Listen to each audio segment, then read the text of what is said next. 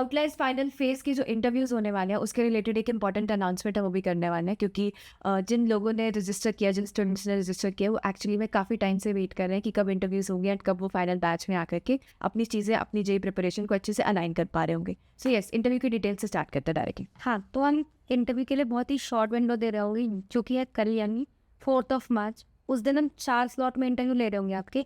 Interview कैसे हो रहे होंगे, वो कैसे हो रहे होंगे?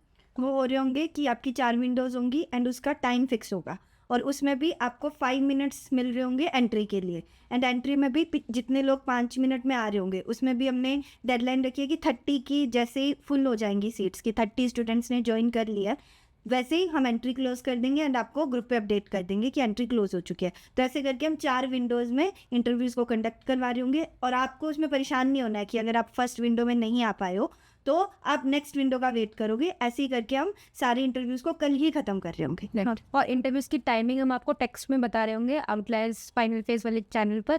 एंड ऑल्सो बहुत सारे लोगों को ऐसा लग रहा होगा कि हम लास्ट वाली विंडो में इंटरव्यू दे देंगे, कोई दिक्कत नहीं है, हम फर्स्ट विंडोज़ में क्यों इंटरव्यू दे रहे हैं, लास्ट वाली विंडो में ऑलवेज स्लॉट अवेलेबल होगा। ऐसा नहीं है, आउटलायर्स में हमारे पास लिमिटेड सीट है, एक फिक्स नंबर ऑफ सीट है, तो वो नंबर जिस इंटरव्यू में क्रॉस हो जाएगा उस इंटरव्यू में तो आगे इंटरव्यूज़ नहीं रख रहे होंगे।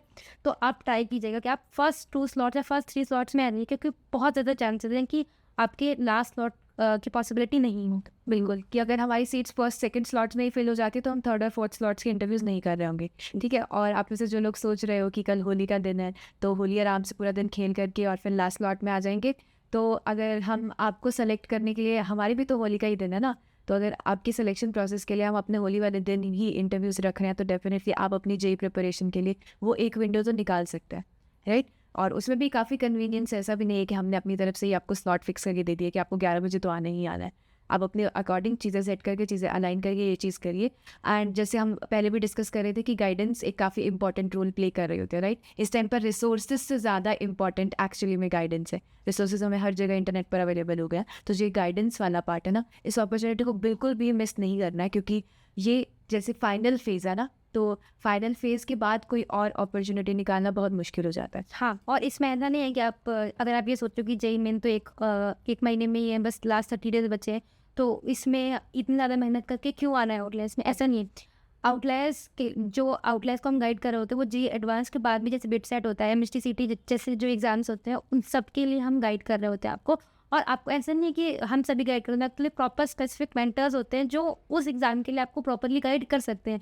तो ऐसा बिल्कुल भी नहीं सोचना है कि बस 1 महीना बचा है जेईई मेन के लिए, तो बस इसमें इतनी मेहनत क्यों करनी है। बिकॉज अभी तक आपके जो आउटलायर्स में सीनियर्स रह चुके हैं ना, वो ऐसा नहीं है कि सिर्फ अच्छे आईआईटीज़ एनआईटीज़ में हैं, ऐसा नहीं है। उसके अलावा वो जैसे बिट्स पिलानी जैसे कॉलेजेस में भी हैं, ट्रिपल आईटी हैदराबाद, ऐसे जितने भी एक रेप्यूटेड इंस्टीट्यूट्स के नामों में आप देखते हैं ना, उन सारे इंस्टीट्यूट्स में आपके आउटलायर्स सीनियर्स में से हैं, ठीक है।